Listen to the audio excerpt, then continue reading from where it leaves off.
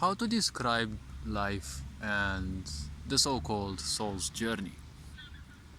See, the point about the soul and who you are, whether you are this body or you are something else which leaves the body. See, a very simple and quick way to envision this. Imagine that you are at a show and look at the cameraman. See, the cameraman themselves, they are the soul, let's say, because they come, they use a, well, camera, and then they simply leave. The video camera is the body. It has a sensor. Well, the physical body has multiple, but you get the idea. And the camera simply records. What it records, well, it doesn't have anything, right? It doesn't create any attachments, emotional, psychological, whatever. The camera simply records.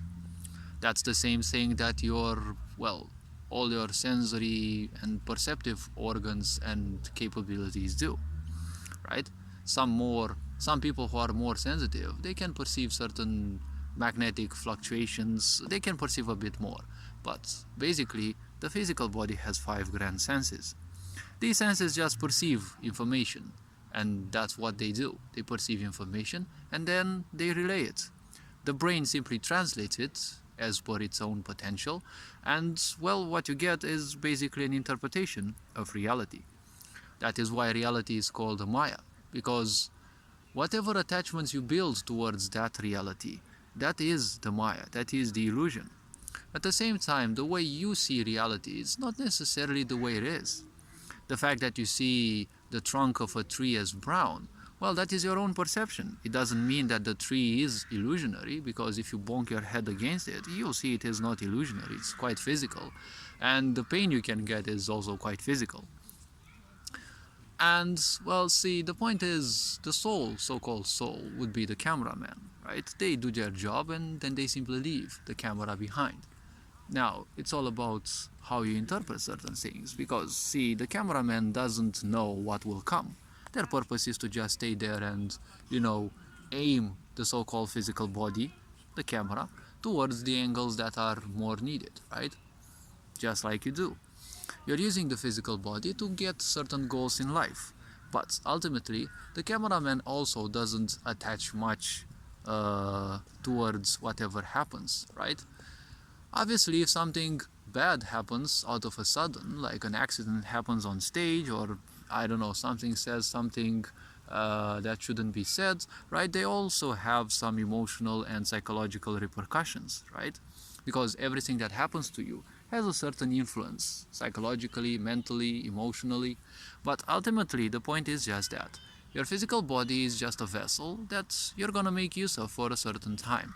The time is based on the physicality of your body, how long it can sustain life, and when it no longer can sustain life, well, life will simply leave.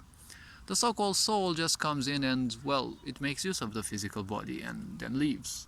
It's inappropriate to use the term soul because people imagine all sorts of things, and as I said, and I've been saying, and many people have been saying, without a certain sense of awareness, a certain sense of mastery over the psychological and emotional dimensions and own energies of life, one cannot simply discern imagination from reality. And that is a bit problematic, because in the Western societies there are a lot of people who imagine things. They've probably read 1 or 2 books and then they imagine they know everything. But imagination is just imagination.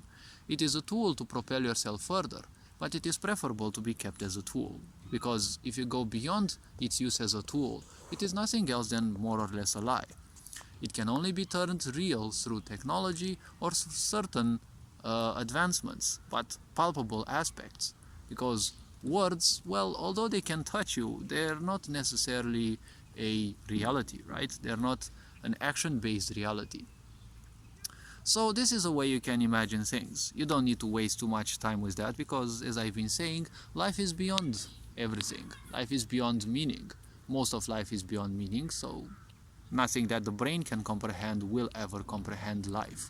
Only a miniature version of it through the meaning that we create.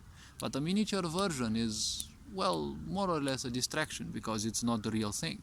So all this being said, feel free to watch any other content that I have on this channel. Feel free to like and subscribe. Feel free to leave comments. I really don't mind those. I really don't mind speaking to people. Take care, and well, feel free to also leave your questions, and sooner or later I'll make a video on those. Take care. Ferenc Board signing out.